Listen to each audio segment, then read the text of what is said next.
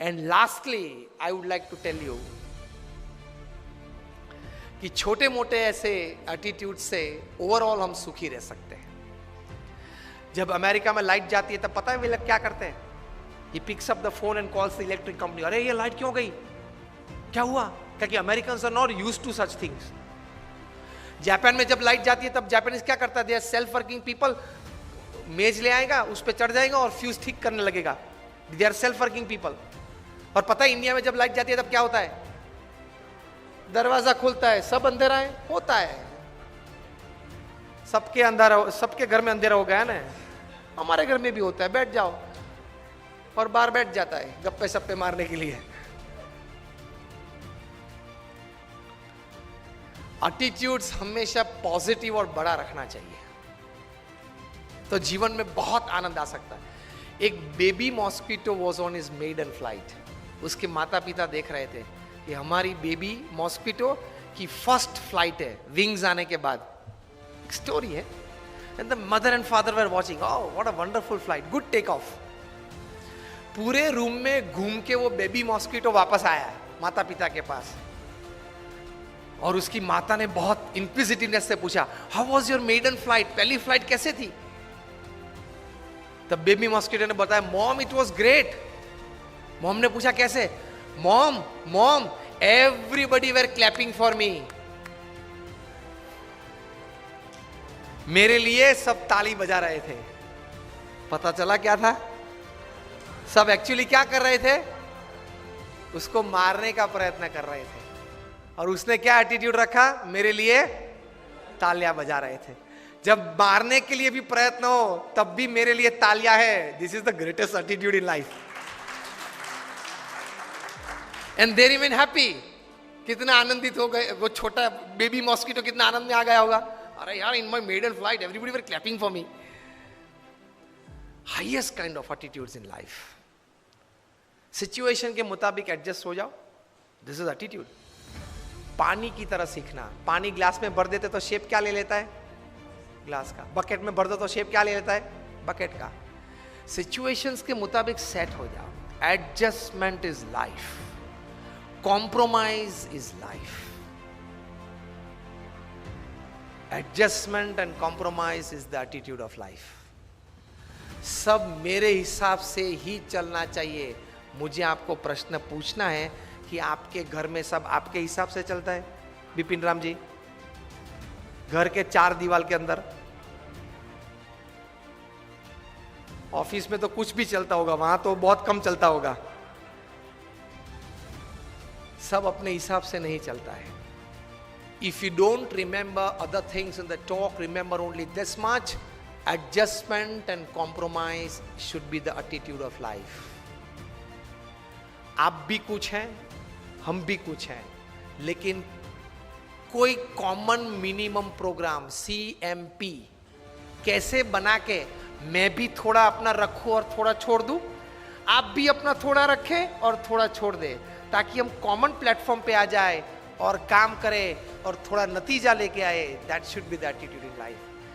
नहीं, अगर मेरे विचार में आपको सम्मिलित होना है तो ही दूसरी बार मीटिंग में आप आना। This is not the way you work. This is not how great people have work. और अंतिम में डेढ़ बजने में 5 मिनट बाकी है। मुझे 1:30 बजे तक की बात करने की बात हुई थी। Last 5 minutes I would like to talk you about the attitude towards God. कई लोग आस्तिक है, कई लोग नास्तिक है, अपने अपने हिसाब से सब विचार करते हैं, सोचते हैं, चलते हैं जीवन में।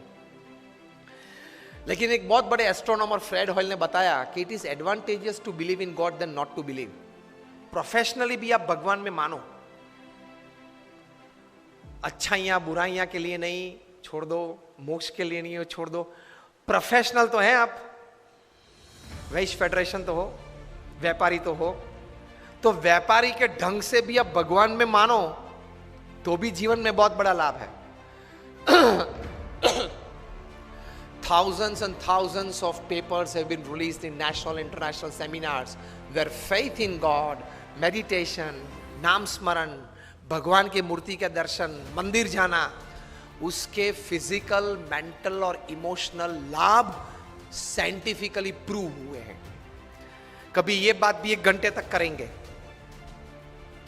कि जो 9 भक्ति श्रीमद् भागवत में दी गई है, श्रवणम, कीर्तनम, स्मरणम, पाद सेवनम, अर्चनम, वंदम, दास्यम, सख्यम, आत्मनिवेदनम, 9 प्रकार की भक्ति, भगवान का नाम स्मरण करना, भगवान को दंडवत प्रणाम करना, इसके फिजिकल, मेंटल और इमोशनल लाभ कितने हैं। फॉर एग्जाम्पल, हड्डियां कमजोर हो जाती है, उसको बोलते हैं ऑस्टियोपोरोसिस, जल्दी टूट जाती है। अभी रिसर्च 1 महीने पहले हार्वर्ड यूनिवर्सिटी ऑफ पेंसिल्वेनिया में हुआ कि जो भारतीय शास्त्र में मंदिर में जाने के बाद मंदिर की मूर्ति को जो साष्टांग दंडवत प्रणाम करते हैं, अगर वो साष्टांग दंडवत प्रणाम 11 से 15 अगर रोज करे तो वो व्यक्ति को कभी ऑस्टियोपोरोसिस नहीं हो सकता। यूनिवर्सिटी ऑफ पेंसिल्वेनिया में। भगवान के नाम स्मरण में कितनी ताकत है, फिजिकली, प्रैक्टिकली। मोक्ष की बात, भगवान के स्वर्ग नरक की बात जाने दो अभी। तो प्रोफेसर न्यूबर्ग ने यूनिवर्सिटी ऑफ पेंसिल्वेनिया में रिसर्च किया, डिफरेंट एज ग्रुप्स के व्यक्तियों को बिठाया, 20 वीक्स का प्रोग्राम था, हर रोज 10 मिनट मेडिटेशन में, और जो भी भगवान के स्वरूप में वे मानते हो उस स्वरूप का ध्यान करके नाम स्मरण करना। एंड रिजल्ट में MRI टेस्टिंग हुआ, माइंड मैपिंग हुआ, उसमें से प्रैक्टिकल साइंटिफिक रिजल्ट्स ये मिले कि जो छोटे बच्चे थे वो रेगुलर 10 मिनट रोज मेडिटेशन और भगवान का नाम स्मरण करते थे, उनकी मेमोरी पावर 15 to 25% बढ़ गई। जो किशोर अवस्था में थे, युवा अवस्था में थे, उनकी मेमोरी भी बढ़ गई और सेल्फ कॉन्फिडेंस भी बढ़ गया।